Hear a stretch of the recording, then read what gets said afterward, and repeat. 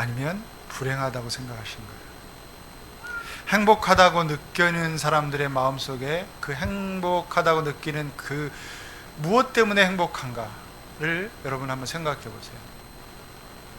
행복하지 않다고 생각하는 여러분들의 마음속에 있는 그 행복하지 않은 어떤 조건들이 있을 겁니다. 무엇 때문에 나는 행복하지 않다. 무엇이 부족해서, 무엇이 없어서, 혹은 무엇이 있어서 그것 때문에 행복할 거예요. 그냥 마냥 행복하지는 않을 거죠. 그죠? 나는 마냥 행복합니다 이러면 좀 생각이 없는 사람처럼 보입니다. 뭔가 여러분 속에 채워졌기 때문에, 내가 원하는 것이 있기 때문에 행복한 것이고 그것이 없기 때문에 불행하다고 생각할 수 있어요. 사람은 무엇으로 사는가? 이런 질문을 해봅니다. 오늘 사도 바울이 고린도 교회를 향해서 너희 안에 있는 이것이 정말 너희 안에 나타나고 있어서 너무 감사하다고 그랬어요. 사도 바울이 정말 진정으로 이 골로새 성도들을, 교회를 향한 마음을 품고 기도하는데 너희 안에 이것이 있어서, 이것이 있어야 너희가 행복할 수 있고 너희가 정말 하나님의 자녀로서 풍성한 삶을 살아갈 수 있다는 그런 얘기입니다. 사람의 육신은 밥을 먹고 살지만 우리는 육체만 가지고 있는 존재가 아니에요. 우리는 또한 영혼이 있어요. 영적인 존재. 사람이 죽을 때 육체는 그대로 있어요. 물론 그냥 놔두면 썩지만 우리 육체는 보존할 수 있어요. 그죠? 냉동 보관하고 요즘 하니까 그 살아있는 것 같아요. 베트남에도 가보고 가보지만 정말 그 살아있는 사람처럼 시신을, 그 지도자의 시신을 이렇게 보관해 놓은 그런 균형관이 있더라고요. 그렇지만 죽은 거죠. 왜? 영혼이 없기 때문에. 영혼이 그 육체와 분리돼서 떠났기 때문에 그 사람은 살아있는 것처럼 보이지만 죽은 거예요. 사람은 영적인 존재이기 때문에 영혼이 만족해야 되고 그 영적으로 채워져야 비로소 사람이 사람답게 사는 것이고 행복한 것을 느낍니다. 예수님도 40일 그 금식 후에 사단의 시험을 받습니다. 그때 사람이 떡으로만 살 것이 아니요 하나님이 주시는 말씀으로 살 것이라고 그렇게 응대하고 이기셨습니다. 우리 그리스도인들은 우리가 왜 신앙을 갖고 있느냐, 하나님의 말씀으로 먹어야 되는 그런 존재이기 때문에 그렇다는 것이죠. 사도 바울이 지금 골로새서를 시작하면서 골로새서 그 교인들, 성도들을 생각할 때마다 3절 보시면 너희를 생각하며 정말 기도하는데 기도하면서 감사하다 그렇게 얘기합니다. 기도할 수 있다. 누군가를 품고 기도하고 기도해 줄 수 있는 사람이 곁에 있다는 것. 그런 관계 속에 우리가 지금 살고 있다면 우리는 적어도 행복한 사람이에요. 여러분, 내가 힘들어졌는데 기도해 줄 우리가 있고, 또 내가 더 힘든 어떤 사람들을 위해서 기도할 너희가 있다는 것, 이게 얼마나 우리 속에 우리를 힘있게 하는지, 우리 삶을 풍성케 하는지 모릅니다. 여러분 곁에 기도할 우리가 있고 기도해 줄 너희가 있습니까? 나는 아무도 없어요. 그렇다면 우리는 참 혼자 살아가는 사람인 것 같아요. 사람은 혼자 행복할 수 없어요. 기도할 우리가 있고 기도할 너희가 있어야 되는데, 그저 어떤 사람은 나 홀로 다방에 앉아서 커피를 마시듯이 내 삶의 그 어떤 나 혼자 이렇게 살아가고 있는 것을 그렇게 좋아 보이지는 않습니다. 내가 어려울 때 함께 기도해 줄 수 있고 마음을 다해 격려해 줄 수 있고 기도해 줄 수 있는 여러분의 가족들이 있고 지지해 줄 수 있는 가족이 있고요, 여러분의 목장 식구들이 있고 이 교회 공동체 가족이 있다는 것은 우리 삶을 더 풍성하게 하고 행복한 길로 인도하는 것입니다. 바울은 기도할 때마다 감사가 나온다고 말씀하죠. 무엇이 감사할 이유입니까? 바울이 감사할 이 이유가 바로 우리로 사람답게 살아가는 삶의 기초입니다. 힘입니다. 그것은 오직 하나님께로부터 오는 것입니다. 복음이 우리에게 주어졌어요. 복음은 기쁜 소식입니다. 하나님의 기쁜 소식이 우리에게 전해졌어요. 예수님을 통해서. 자, 이 기쁜 소식을, 이 복음을 우리가 받아들였다면 복음은 반드시 우리 삶 속에 세 가지 축복된 약속을 제공합니다. 그것이 바로 우리가 잘 아는 이 단어가 4절 5절에 나와 있습니다. 우리에게 매우 익숙한 단어입니다. 어떤 단어가 나오죠? 믿음이 있어요. 사랑이 나옵니다. 소망이 나옵니다. 믿음, 사랑, 소망, 혹은 믿음, 소망, 사랑, 뭐 이렇게 얘기하는 거죠.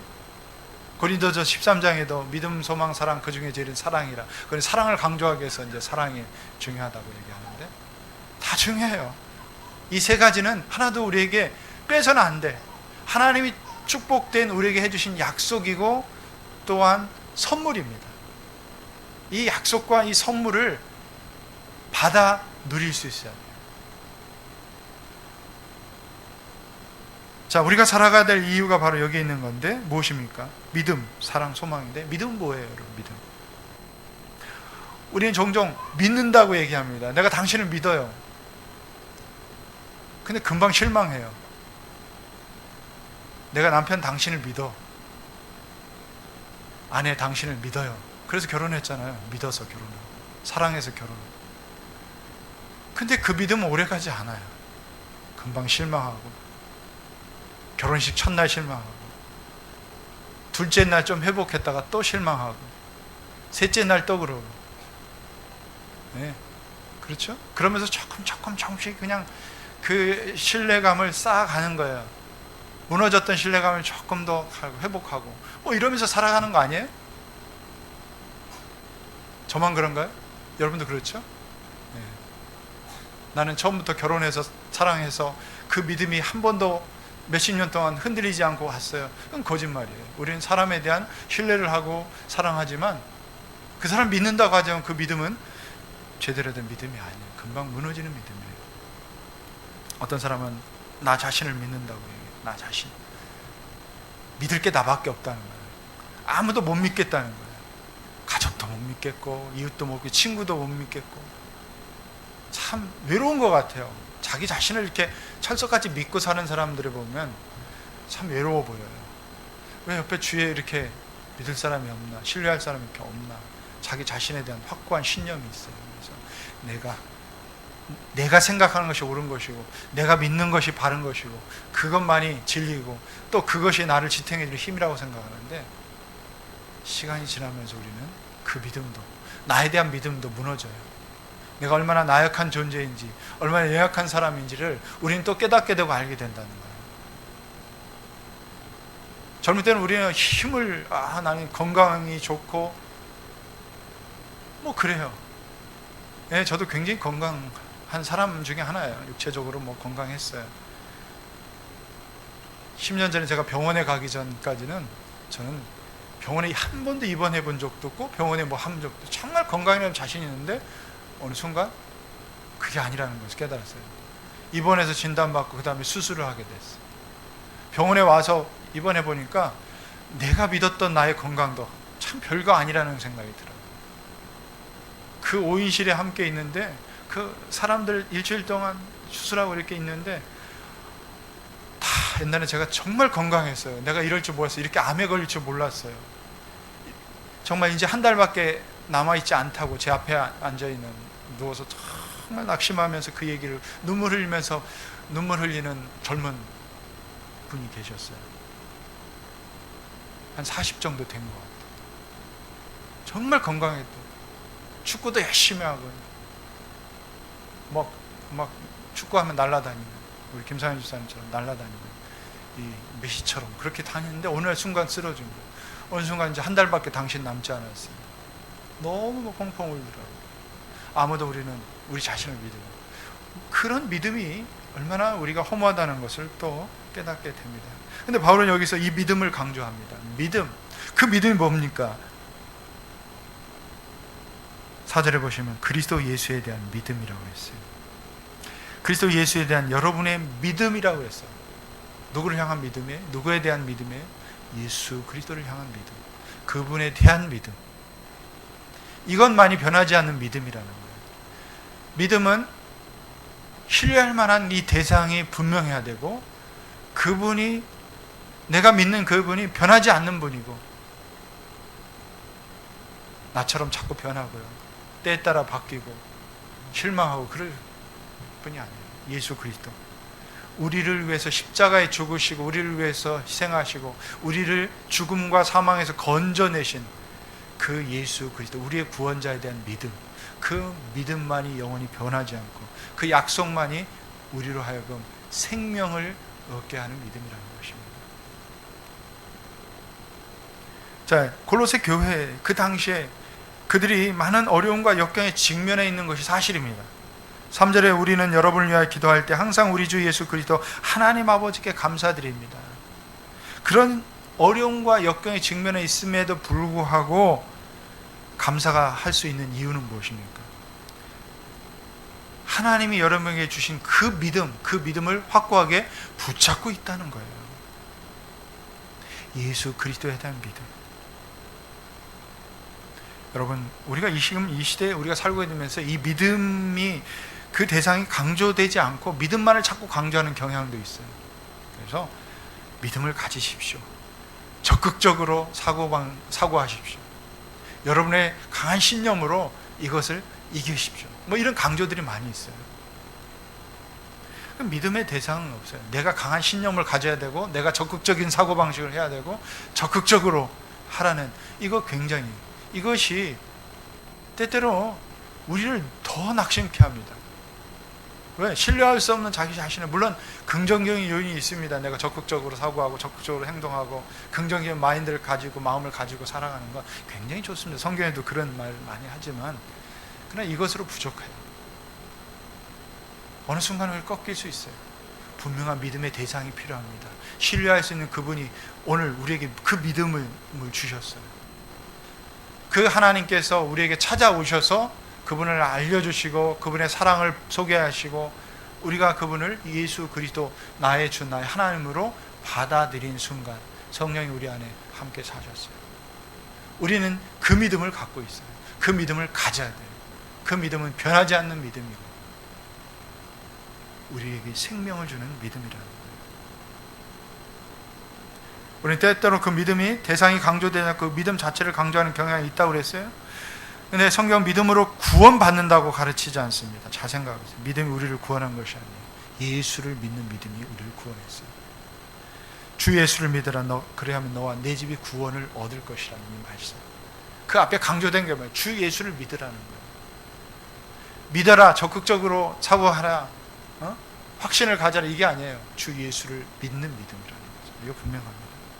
그 믿음이 우리를 거듭나게 하고 우리의 삶을 바꿔놓고 우리의 가치를 바꿔놓고 이제 내가 그리스도 안에 그리스도가 내 안에 살았다고 고백할 수 있는 것입니다. 그래서 우리는 이 예수 안에 살게 된 거예요. 제가 미국 휴스턴 교회 가서 만났던 목자 중에 참 이야기를 나누면서 들었던 감동 하나가 있었어요. 그러면 참 천재 소리를 들으면서 누구보다도 열심히 공부해서요 유학 가서 누구보다도 일찍 박사학위를 받았어요. 그리고 미국의 최고의 연구소에서 직위를 얻게 됐습니다. 근데 모든 걸 이루었다고 생각했는데 삶의 목표가 갑자기 허무해지기 시작하는 거예요.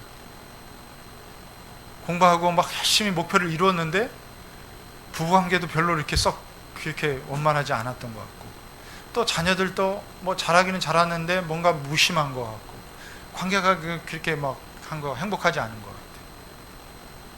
또 뭔가를 했는데 이게 채워지지 않는 이 영적인 내면의 공허함들을 갖게 되었다는 거예요. 그렇게 시간을 보내다가 아는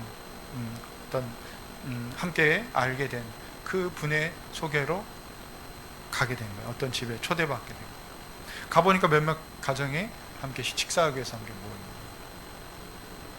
나중에 보니까 그게 그 교회의 가정교회였어요. 목장 모임이에요. 보니까 참 재밌었던 거예요. 이 사람들이 이렇게 술도 안 먹는데 이렇게 자기의 내면을, 자기 이야기를 이렇게 잘하나. 보통 세상에서 이렇게 술 먹고 뭔가 남자들은 특히 그래요. 그냥 멀뚱멀뚱하면서 얼굴 쳐다보면서 이렇게 자기의 진솔한 얘기를 절대 하지 않아요. 그죠? 뭔가 한 잔 들어가야 그래도 마음이 막 열리고 조금 속에 있는 이야기도 하고 그래요. 우리 여자분들은 조금 훨씬 더 자기 내면을 잘 드러내는 것 같아요. 그래서 커피 마시면서도 그냥 자기 이야기를 할 수 있는데 남자들은 저부터도 잘 안 그러더라고요. 그런데 이 사람들이 모임에 와서 자기 이야기를 하고 자기 자녀 이야기를 하고 때로는 부부싸움한 얘기도 하고 그러면서 굉장히 진솔한 얘기를 하는 걸 그래서 굉장히 충격을 받았다 그래요. 그러면서 그 다음에 한번 또 더 가고 그렇게 한 1년을 가면서 교회 예배에도 가게 되고 그러면서 예수님을 만난 거예요. 믿음이 생겼어요. 그 믿음이 생기고 점점점 신앙생활 하면서 자기 삶의 가치가 바뀌고 생각이 바뀌고 부부 관계가 바뀌고 자녀의 관계가 새로워지는 거예요. 그러면서 참 행복한 신앙생활을 하게 되면서 목자가 되었어요. 그 얘기를 들으면서 정말 한 사람 한 사람 하나님 정말 얼마나 사랑하시고 그 믿음을 하나님이 주셔서 그 예수 그리스도의 그 믿음이 이 사람의 삶을 이렇게 바꿔나갔구나. 뭔가 사람들이 볼 때 전혀 부족하지 않은데 뭐가 부족한 것이 없는데 그 내면은 채워지지 않는 그 갈증이 있었던 거예요. 예수 그리스도의 이 믿음이 생명을 주고 있어요. 우리 삶을 바꿔놓고 있습니다. 영원히 변하지 않는 예수 그리스도의 이 믿음을 여러분이 가지십시오. 그 견고한 믿음의 뿌리를 내리십시오. 이것이 우리로 살아있게 하고 우리에게 생명을 주고 우리에게 살아갈 소망의 이유들을 주는 겁니다. 여러분, 우리가 그리스도 안에 있다는 사실이 얼마나 이 축복인지 아십니까? 지금 우리가 세 번역에는 예수 그리스도에 대한 믿음이라고 했는데, 지난번 우리가 보았던 개역개정에는 그리스도 안에 있는, 예수 안에 있는 믿음. 그래서 그리스도 예수 안이라는 것을 굉장히 많이 지금 이 서신서에 보면 강조하고 있어요. 여러분의 삶이 그리스도 안에 있다는 거예요. 그리스도 안에서 살아야 된다는 거예요. 가장 우리를 행복하게. 그래서 요즘 경제가 안 좋으면, 옛날에는 IMF 때도 그랬지만 경제가 안 좋을 때 사람들이 이민 생각을 해요. 그래서 미국으로 가면 내가 정말 행복한 삶을 살 수 있을까? 거기 가장 살기 좋을까? 저도 조금 살아보니까 잠깐 가는 건 괜찮아요. 잠깐 가서 사는 건 괜찮은데 점점 속을 들여다보면 불안한 것 같아요. 왜 한국 사람들이 이렇게 공립학교를 안 보내고 자꾸 고등학교쯤 되면 사립고등학교 보내나 그랬더니 마약을 많이 한대요. 그냥 그게 만연돼 있어요. 또 고등학생들이 이렇게 총을 소지하기도 하고 가끔 이제 총격 사고가 이렇게 자주 난대요. 우리나라에 없는 이 불안함들이 또 있고요. 그러니까 어디에 있는 게 중요한 게 아니에요. 그게 정말 파라다이스 같지만 그렇지 않다는 거예요. 미국에도 보면 미국 땅에 처음 발을 내딛던 청교도들이 있어요. 그들이 신앙의 어떤 핍박을 피해서 이주를 하기 시작했어요. 처음에 수백 명이 배를 타고 도착했지만 나중에 좀 지나고 나서 그들은 많은 사람들이 그곳에서 죽었어요. 풍토병으로 죽고 전염병 때문에 죽고 또 막 굶어 죽기도 하고 너무 척박해서. 그래서 그 땅을 개간하기 시작하고 그 신앙으로 하고 나중에 추수감사의 어떤 풍성함들을 그 인디안과 이웃들 초대해서 또 함께 그 원주민들과 함께 잔치를 베풀었던 그런 기록들이 있어요. 자, 그들이 미국 땅이 정말 그들에게 살기 좋아서 천국이어서 낙원이어서 거기서 온 것 같아요? 그렇지 않아요. 그 어려운 환경과 처음에 싸워야 됐죠. 그러면서 나라를 세운 거죠. 무엇 때문입니까? 그들이 감사할 수 있는 이유는 그들이 어디 있든지 그 믿음을 지키고 예수 안에 살고 있었다는 거예요. 가장 행복한, 가장 살기 좋은 것은 그리스도 예수 안에 우리가 머물러 있고 그 안에 삶을 살아갈 때이라는 것을 믿으시기 바랍니다. 이게 우리가 가져야 될 믿음이에요. 미국도 아니고 캐나다도 아니고 그리스도 안에 있는 믿음 가운데 우리가 그리스도 안에 삶을 살고 있다는 것, 그 안에서 천국을 누릴 수 있는 것이죠. 다른 것 없어도 좀 부족해도 주님이 내게 믿음을 주셨다는 거예요. 이 믿음으로 우리가 구원을 받고 하나님의 자녀가 되고 천국 백성이 됐어요. 가끔 저 사람 교회 참 잘 다니는데, 저 사람 교회 열심히 믿음 좋은 것 같은데 왜 저렇게 말할까? 왜 저런 선택을 했을까? 왜 저렇게 행동을 할까? 의아한 경우들이 있죠. 근데 여러분, 어쩌면 그 믿음은 자신에 대한 믿음을 그냥 그대로 드러내주는 증거입니다. 살아있는 믿음은 열매로 나타나게 되었어요. 어떻게 보면 예수 그리스도에 대한 믿음, 그리스도 안에 있는 믿음이 아니라 그 사람은 자기 자신을, 교회를 나왔는데도 자기 자신을 믿은 것 같아요. 아니면 다른 것을 믿었던 거예요. 믿음은 증명되게 되어 있어요. 그 믿음은 삶의 열매로 점점 세상 가운데 6절의 말씀처럼 나타나게 되어 있다는 거죠. 두 번째는 사랑이에요. 이 사랑이 우리의 삶을 훨씬 더 풍성하게 하고, 하나님 주신 그 약속, 이 축복의 그 선물은 두 번째 사랑이라는 거예요. 성경에 가장 많이 나오는 단어를 검색해 보면 사랑이에요. 사랑. 그 가장 많은 단어. 왜 사랑이 이렇게 중요하냐? 사랑이 없으면 고린도전 13장 말씀처럼 수많은 지식과 능력을 가지고 많은 것을 가지라도 우리는 꽹과리 같고 아무 유익이 없다는 거예요. 많은 업적을 내도 사랑이 빠졌다면 그건 아무것도 아니라는 말씀을 하고 있습니다. 그래서 중요한 거예요. 믿음이 성숙하게 되면 반드시 맺어야 될 삶의 열매가 있는데 나타나는 게 그게 사랑이라는 거예요. 하나님 믿음만 주시지 않았어요. 우리에게 믿음을 통해서 사랑이라는 것을 알게 하시고 깨닫게 하시고 그 사랑을 우리의 삶에서 드러나게 하시는 거죠. 저 사람 참 신앙, 믿음 좋은데 사랑이 없어. 사랑은 없는 것 같아. 그러면 그 믿음은 잘못된 믿음이에요. 믿음과 사랑은 반드시 함께 나타나게 되어 있어요. 나 하나님을 정말 잘 믿어요. 하나님 정말 하고, 여러분들이 막 기도하고 하나님께 예배하고 열심을 내고 열심히 헌금한다 할지라도, 생활을 한다 할지라도 그 사람 속에서 사랑이 없고 다른 사람에 대한 애정과 다른 사람을 섬김과 다른 사람을 품는 게 없다면 그 사랑은 증명되지 않는, 그 믿음은 증명되지 않는 거죠. 자, 이 신앙의 그 문을 여는 열쇠가 믿음이라면 그 마지막에 열매를 나타나는 것은 사랑이에요. 천국을 경험할 수 있는 삶의 방식이 바로 사랑이라는 거죠.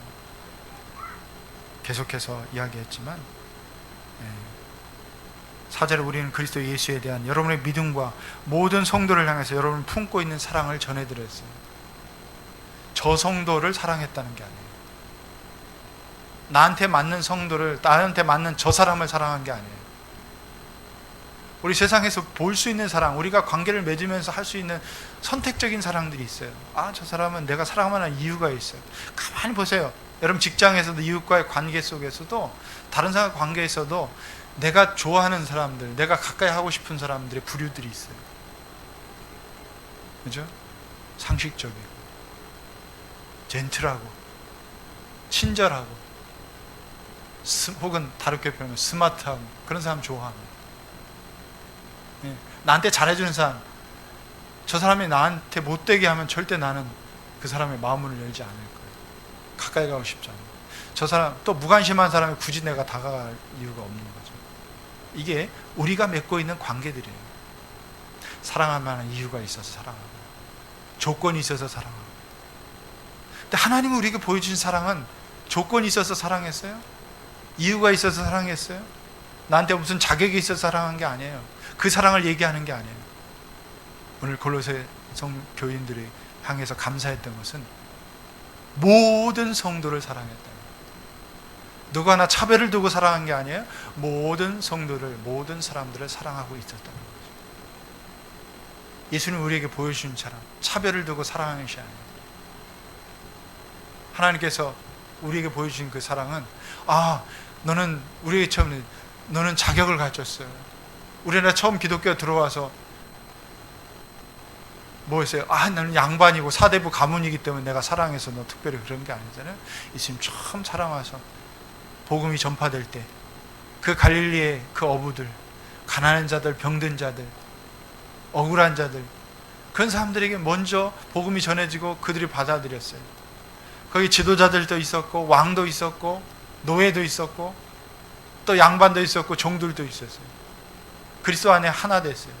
한 집안에 그 주인과 종이 함께 그 교회 성도로 함께 그리스도 안에서 믿음 가운데 서로 사랑하는 이 엄청난 역사가 하나님의 사랑으로 우리에게 부음받고 우리에게 나타내고 함께 있었다는 거죠. 그것이 주님 우리에게 보여준 사랑이에요. 저는 하나님이 저 같은 사람을 사랑해주고 구원하셨다는 것이 얼마나 감격인지 몰라요. 매일 생각할 때마다 감사해요. 자격을 두고 저를 사랑했다면 저는 절대 하나님을 믿지 못했을 거예요. 하나님의 사랑을 받을 수 없었을 겁니다. 조건을 가지고 저를 사랑했다면 하나님 절대 나 같은 걸 제 보면 사랑할 수 없는, 제 자신도 때로는 용납하기 힘든 그런 것들을 제가 가지고 있는데 어떻게 하나님 사랑하겠어요? 하나님이 정말 어떻게 조건을 뒀다면 사랑할 수 있겠어요? 아무 조건도 없이, 이유를 대지 않고, 자격을, 차별을 두지 않고 하나님 저를 사랑하셨다는 것, 이것이 감사하고 감격입니다. 그런데 이 사랑이 우리에게 부음바 되었고, 그 사랑이 또 많은 사람들에게 모든 성도를 차별두지 않고 그들은 서로 사랑하는 것을 사랑했어요. 섬기고 사랑하고, 그 사랑이 그 교회를 살아있게 하고 그 교회를 정말 천국을 경험하게 하는 거예요. 사랑하십시오. 아무리 믿음 좋아도 이 사랑하지 않으면, 그 사랑이 없다면 그것은 천국이 아니에요. 그것은 지옥입니다. 의미가 없는 거예요. 남아프리카의 고아원에서 전에 한번 보고가 있었는데, 어린애들이 계속해서 우유를 먹이고 뭐 해도 자꾸 시름시름 아파가고 있었어요. 의사들이 잘 안 되고 원인을 밝힐 수 없었어요. 마침 유엔에서 파견된 그 의사들이 연구를 한 끝에 이런 처방을 내렸다고 합니다. 이 아이들이, 어린 아이들이 깨어있을 때 10분간 안아주고 키스해주고 그 아이를 사랑스럽게 만져주라, 이 처방. 근데 아이들은, 그 모든 아이들이, 아팠던 아이들이 한 달 만에 회복됐다는 거예요. 놀랍게 건강하게 회복됐다는 보고가 있었어요. 이만큼 내가 누군가의 사랑받는 존재는 그 사람을 회복시킵니다. 아무리 병들고 아무리 힘들어도 누군가의 사랑을 받고 있다는 자체만으로도 그 사람은 회복될 수 있습니다.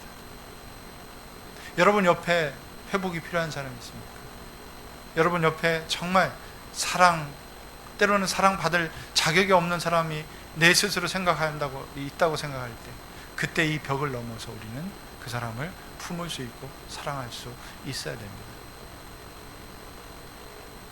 로마서 5장 5절 그 말씀처럼 하나님께서 우리에게 주신 성령을 통하여 그의 사랑을 우리 마음속에 부어주셨기 때문입니다.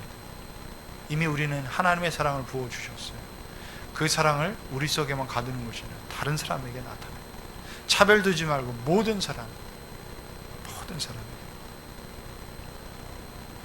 오늘 우리 자신을 한번 돌아봅시다. 우리가 사랑을 먹고 그 사랑을 나눠줄 사람들이 있습니까? 사랑으로 섬기십시오. 그냥 섬기세요. 사랑하는 마음으로 섬기십시오. 사랑하는 마음으로 대하십시오. 사랑으로 존귀하게 여기십시오. 다른 사람이 사랑할 만한, 나이가 볼 때 조건이 안 갖춘 것 같고 별로 사랑할 이유가 없는데도 내가 사랑할 수 있는 것은 하나님 나를 그렇게 사랑하셨고, 또 그러다 보면 사랑할 만한 이유들도 생기더라고요.